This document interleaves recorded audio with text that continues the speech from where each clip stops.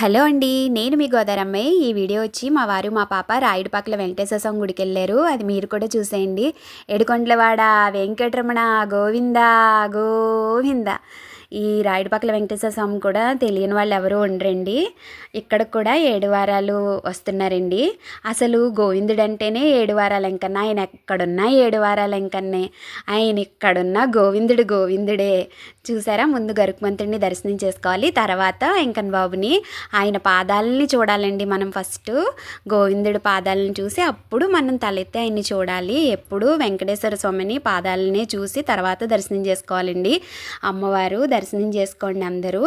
ఈ గుడి కూడా చాలా బాగుంటుందండి. కార్తీక మాసం అంతా కూడా చక్కగా నిత్యం అన్న సమారాధన చేస్తారండి. కార్తీక మాసం అంతా ఇక్కడ చూసారా, ఇవన్నీ 12 రాసులు అనమాట. ఇక్కడ ఇదంతా చూసిన తర్వాత వెనక్కి వెళితే అక్కడ హనుమంతుల వారు ఉంటారండి. జై శ్రీరామ్. ఈ వీడియో కనుక మీకు నచ్చితే